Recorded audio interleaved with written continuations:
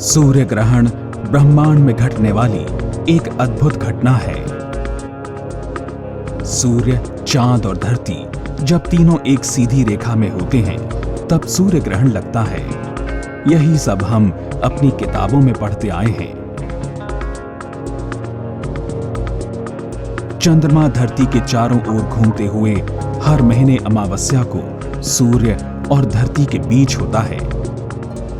लेकिन हर अमावस्या को ग्रहण नहीं लगता। ग्रहण इतने दुर्लभ क्यों होते हैं? भारत में पिछली शताब्दी में सिर्फ 3 पूरे सूर्य ग्रहण देखे गए थे और इस शताब्दी का पहला पूर्ण सूर्य ग्रहण 22 जुलाई 2009 को देखा जाएगा।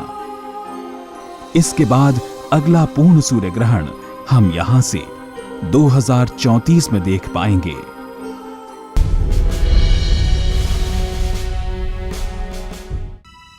हमारी पृथ्वी सूर्य के चारों ओर परिक्रमा कर रही है और पृथ्वी का उपग्रह चांद इसके चारों ओर। चांद पृथ्वी की परिक्रमा करके अमावस्या से अमावस्या तक आने में लगभग 1 महीने का समय लेता है। हर महीने पृथ्वी, सूर्य और चांद 2 बार एक सीधी रेखा में आते हैं। एक बार अमावस्या के दिन यानी जब चांद सूर्य की तरफ होता है और दूसरी बार पूर्णिमा के दिन जब चांद सूर्य की विपरीत दिशा में होता है। इस तरह से हर महीने 2 ग्रहण लगने चाहिए, एक सूर्य ग्रहण और दूसरा चंद्र ग्रहण। लेकिन ऐसा नहीं होता। वास्तव में ये तीनों पिंड एक समान तल पर चक्कर नहीं लगाते। चंद्रमा पृथ्वी के चारों ओर चक्कर लगाते हुए 5 डिग्री पर झुका होता है, जिसके कारण हर महीने चंद्रमा सूर्य और पृथ्वी के बीच आता तो है, लेकिन ये तीनों एक समतल पर नहीं होते और चंद्रमा की छाया धरती पर नहीं पड़ती बल्कि आकाश में कहीं होती है और हमें चंद्रमा सूर्य को ढके हुए नहीं दिखता। जब चंद्रमा धरती के परिक्रमा पथ को सूर्य के साथ एक समतल पर काटता है और ये कटाव बिंदु अमावस्या के दिन हो, तब ये तीनों एक ही समतल पर एक सीधी रेखा में होते हैं और चंद्रमा की छाया धरती पर पड़ती है। इस स्थिति में पूर्ण सूर्य ग्रहण होता है। कभी कभी जब पृथ्वी और चांद इन कटाव बिंदुओं पर एक समय में न पहुंचकर थोड़ा बहुत आगे पीछे पहुंचें और एक दूसरे को पूर्ण रूप से न ढक पाएं, तो आंशिक ग्रहण लगता है। आंशिक सूर्य ग्रहण में पृथ्वी से देखने पर सूर्य का केवल कुछ ही भाग चांद द्वारा ग्रहण किया हुआ दिखता है।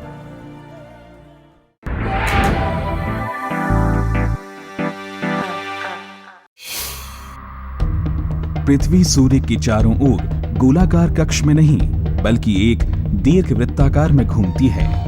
ऐसे में पृथ्वी एक बार सूर्य के निकटतम होती है और उसके ठीक सामने दूसरी ओर अधिकतम दूरी पर होती है। पृथ्वी से सूर्य की दूरी जब कम होती है तब हमें सूर्य का बिंब बड़ा दिखाई देता है और जब दूरी अधिक होती है तब सूर्य हमें छोटा दिखाई देता है। इसी प्रकार चंद्रमा की कक्षा भी दीर्घवृत्ताकार होने के कारण चंद्रमा हमें आकार में छोटा या बड़ा दिखाई देता है। जब सूर्य का बिंब बड़ा और चंद्र का बिंब छोटा होता है तो चंद्रमा सूर्य को पूरी तरह से ढक नहीं पाता। चंद्रमा के चारों ओर एक रिंग बन जाता है। ये कंकणाकार सूर्य ग्रहण होता है।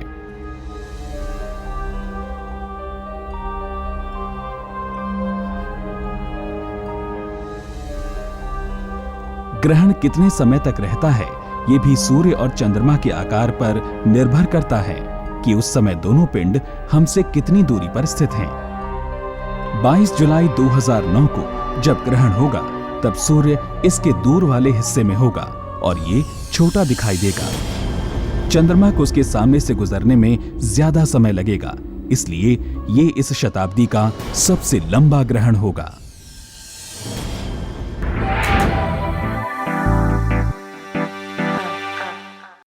सूर्य ग्रहण तभी होता है जब अमावस्या को चंद्रमा, पृथ्वी और सूर्य एक समतल पर हों।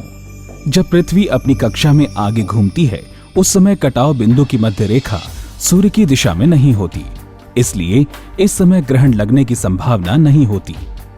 लेकिन इसी प्रकार पृथ्वी जब घूमकर लगभग 6 महीने में विपरीत दिशा में होगी तब कटाव बिंदु की मध्य रेखा फिर से सूर्य की दिशा में होगी। इस स्थिति में सूर्य ग्रहण लग सकता है। इसीलिए एक साल में कम से कम 2 सूर्य ग्रहण जरूर होते हैं।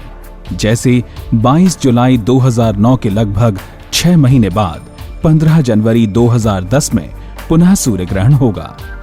इसका मतलब हर 6 महीने बाद सूर्य ग्रहण पुनः उसी तारीख को होना चाहिए, पर ऐसा नहीं होता, क्योंकि कटाव बिंदु की मध्य रेखा गतिमान है, जो कि एक साल में लगभग 19 डिग्री घूमती है। इसीलिए एक साल से कम समय में ये कटाव बिंदु की मध्य रेखा सूर्य की सीधी रेखा में आ जाती है। ये नोडस लगभग 346.6 दिनों में वापस सीधी रेखा में पहुंच जाती है। इस अवधि को एक्लिप्स ईयर कहा जाता है। इसीलिए ग्रहण लगने के महीने बार बार बदलते रहते हैं। पृथ्वी सूर्य के चारों ओर एक चक्कर पूरा करने में लगभग 365.2 दिनों का समय लेती है। इसी तरह चंद्रमा एक अमावस्या से दूसरी अमावस्या तक लगभग 29.5 दिनों का समय लेता है। इस प्रकार हम देख सकते हैं कि 18 साल 11 दिन 8 घंटे में 223 अमावस्या और 19 एक्लिप्स ईयर पूरे होते हैं। इसलिए 18 साल 11 दिन और 8 घंटे बाद ग्रहण पुनः उसी स्थिति में होता है। इस चक्र को सारोस साइकिल कहते हैं। सबसे ज्यादा समय का पूर्ण सूर्य ग्रहण 7 मिनट 31 सेकंड का हो सकता है, लेकिन अभी तक केवल 7 मिनट 8 सेकंड का ग्रहण ही देखा गया है, जो कि 22 जून 1955 में हुआ था।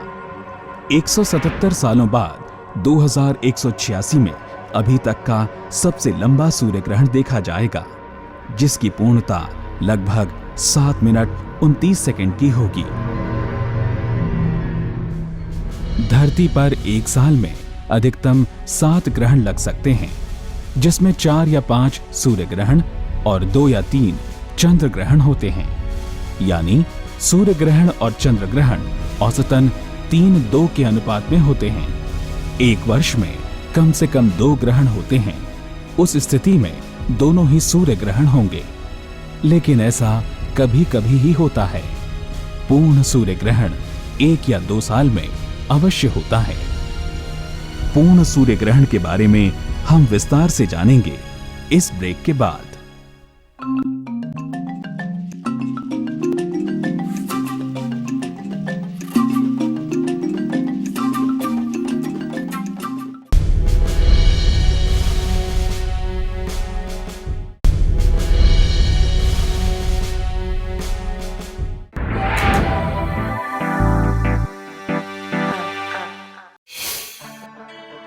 सूर्य ग्रहण अपनी खूबसूरती के कारण ही नहीं, बल्कि वैज्ञानिक दृष्टि से भी बहुत महत्वपूर्ण होते हैं। हीलियम तत्व की खोज एक सूर्य ग्रहण के समय में ही की गई थी। आंध्र प्रदेश के गुंटूर जिले में 1868 को हुए पूर्ण सूर्य ग्रहण के दौरान सूर्य के कोरोना का स्पेक्ट्रम लिया गया, जिसमें कि कुछ अज्ञात लाइंस देखी गई और एक नए तत्व की खोज हुई, जिसे हीलियम नाम दिया गया। ये पहला ऐसा तत्व है जिसकी खोज धरती के बाहर की गई। जाने माने वैज्ञानिक आइंस्टाइन की प्रख्यात सापेक्षता सिद्धांत यानी थ्योरी ऑफ रिलेटिविटी की वैज्ञानिक पुष्टि भी 1919 में हुए एक सूर्य ग्रहण के दौरान किए गए एक प्रयोग से हुई थी। आइंस्टाइन ने बताया था कि प्रकाश की किरण अगर किसी भारी पिंड के पास से गुजरती है तो वो उसके गुरुत्व यानी ग्रेविटी के कारण थोड़ा मुड़ जाती है। यानी जब कोई तारा सूर्य के नजदीक हो तो वो हमें अपनी वास्तविक जगह से हटकर दिखाई देना चाहिए। 29 मई 1919 के पूर्ण सूर्य ग्रहण के दौरान एक ऐसा प्रयोग किया गया जिसमें देखा गया कि सूर्य के पास स्थित एक तारा अपनी वास्तविक स्थिति के बजाय थोड़ा हटकर दिखाई दे रहा था। यानी उसका प्रकाश सूर्य की ग्रेविटी के कारण हम तक मुड़कर आ रहा था। ये केवल ग्रहण के समय ही देखा जा सकता था। ग्रहण के दौरान किए गए इस परीक्षण ने आइंस्टाइन के जनरल थ्योरी ऑफ रिलेटिविटी का सत्य साबित कर दिया। भारतीय वैज्ञानिक मेघनाथ साहा ने भी ग्रहण के समय सूर्य के स्पेक्ट्रम में कुछ अज्ञात लाइंस देखी, जिसे देखकर वैज्ञानिक हैरान थे। परंतु प्रोफेसर साहा ने सिद्ध किया कि ये कोई नया तत्व नहीं, बल्कि ये लाइंस आयोनाइज्ड परमाणु की वजह से पैदा हो रही थीं। धरती पर पड़ती चंद्रमा की छाया से हम सूर्य के आकार का सही अंदाजा लगा सकते हैं। सूर्य का कोरोना हम केवल पूर्ण सूर्य ग्रहण के समय ही देख सकते हैं।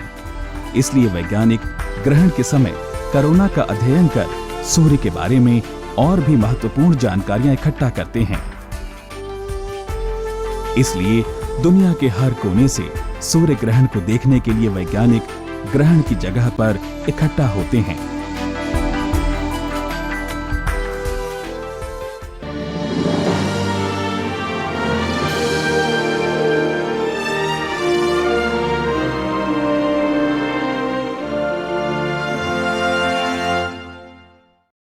मैंने करीब 3-4 सूर्य ग्रहण देखे हैं।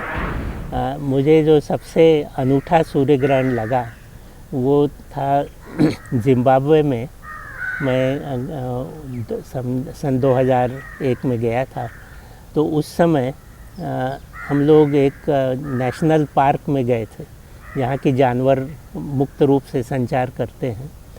तो वहाँ पर से हम लोगों ने देखने की ठानी थी। तो सब तैयारी करके हम लोग वेट कर रहे थे। 3 बजे दोपहर के समय सूर्य ग्रहण होने वाला था। तो ये झाम्बेजी नदी के किनारे हम लोग थे और उस नदी के बीच में एक टापू था। उस टापू पर बहुत सारे हिप्पो, दरियाई घोड़े विश्राम कर रहे थे। उनकी आदत ये रहती है कि जब रात हो जाती है तो वो सब उठ जाते हैं और तैर के वो किनारे पर आकर वहाँ जो घास होती है उसको चरते थे। तो ये उनकी दिनचर्या होती है, या रात की उनकी रातचर्या कह सकते होती। तो जब ये सूर्य ग्रहण शुरू हुआ और अंधेरा पड़ने लगा तो वो सब एक के बाद एक उठ गए। उन्होंने सोचा रात हो गई, अब खाने का समय आ गया, और वो धीरे धीरे सब वो नदी में उतर गए और हमारी तरफ तैर कर आने लगे। हम लोग काफ़ी डर गए कि अब क्या करना चाहिए, क्योंकि हिप्पो जब सामने आता है तो उसके सामने दौड़ना ठीक नहीं रहता, क्योंकि वो आपका पीछा करके आपको गिरा सकता है, मार सकता है। तो आपको वहीं खड़े रहना होता है। तो हम लोग इस बात का विचार कर रहे थे कि वहाँ से पहले ही निकल चला जाए, या देखें। वहाँ सूर्य ग्रहण तो चल रहा था, अच्छी तरह से हम लोग देख रहे थे, लेकिन ये हिप्पो भी आ रहे थे। लेकिन हमारे सौभाग्य से 3 मिनट पूरे हो गए और सूरज फिर ऊपर आ गया। तो हिप्पो ने सोचा कुछ गलती हो गई और वो फिर लौट गए और जाके अपनी जो आधी नींद पूरी हुई थी उसको पूर्ण करने के लिए वो फिर सो गए। और हमने सोचा चलो जान बची लाखों पाए। मैंने अब तक 8 सूर्य ग्रहण देखे हैं और तमन्ना है ये 9th सूर्य ग्रहण को देखने की, 9वें सूर्य ग्रहण को जो 22 जुलाई 2009 को लगेगा। हमारा प्लान चाइना जाके इसको देखने का है।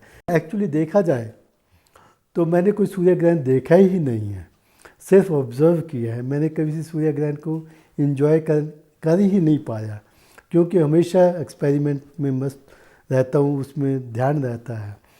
सबसे पहला एक्सपीरियंस जो था वो जब हम इंडोनेशिया गए 1983 में, तो हमने सारे एक्सपेरिमेंट सेटअप कर लिए और काफ़ी गर्मी थी, काफ़ी नमी थी, समुद्र का किनारा था। तो हम अपने एक्सपेरिमेंट तैयार करके बैठे हुए थे, एक्लिप्स की वेट कर रहे थे, ग्रहण की वेट कर रहे थे। तो उस समय 2 दिन पहले बहुत तेज़ बरसात और तूफ़ान आया। तो उस तूफ़ान में हमारे सारा मेहनत बेकार कर दी। परंतु जिस दिन सूर्य ग्रहण होना था उस दिन बरसात बंद हो गई। वेदर प्रेडिक्शन ये थी कि अब आसमान क्लियर हो जाएगा, तो हम सारा एक्सपेरिमेंट फिर से सेटअप करने में लग गए। तो हम सिर्फ 10 मिनट पहले सब कुछ तैयारी कर पाए और हम तैयार हो गए और आसमान भी साफ़ हो गया। आसमान आधा घंटा पहले साफ़ हुआ तो हम एक्सपेरिमेंट कर पाए। तो हम खुशी से झूम उठे जब एक्लिप्स लगा, सूर्य ग्रहण लगा, हमारे सारे एक्सपेरिमेंट सक्सेसफुल हुए, सफल हुए, तो हम खुशी से झूम उठे। ये तो था 1983 का एक्सपीरियंस। और दूसरा एक्सपीरियंस 91 में हुआ, 1991 में। तो तब हम हवाई में थे, हम 20 दिन वहाँ रहे और 20 दिन तकरीबन आसमान साफ रहा। हम एक्सपेरिमेंट जो थे, हमारे प्रयोग जो थे, काफ़ी मेहनत से, काफ़ी अच्छी से उनकी सेटिंग कर ली थी, तैयारी कर रहे थे। और एक्लिप्स के दौरान सूर्य उदय हुआ, आसमान बिल्कुल साफ़ था और हम बहुत खुश थे कि आसमान साफ़ है और हमारे एक्सपेरिमेंट काम कर रहे हैं। तो परंतु आधा घंटा पहले सडनली बादल आने शुरू हो गए और 10 मिनट में ही पूरे बादल छा गए।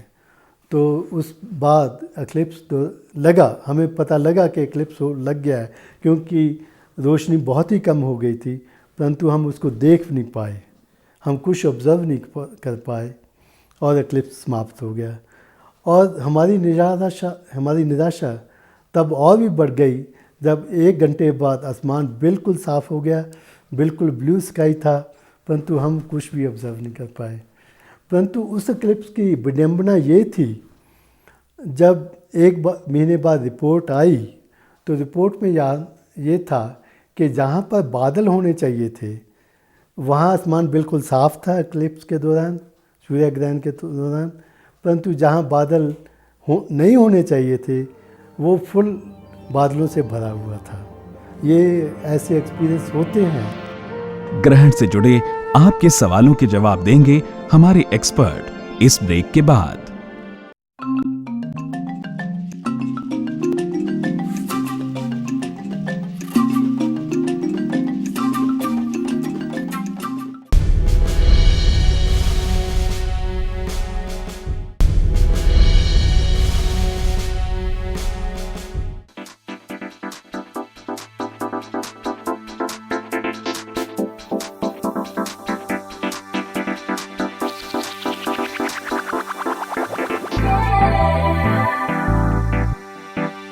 नमस्कार, मेरा नाम रणवीर सिंह गंगवार।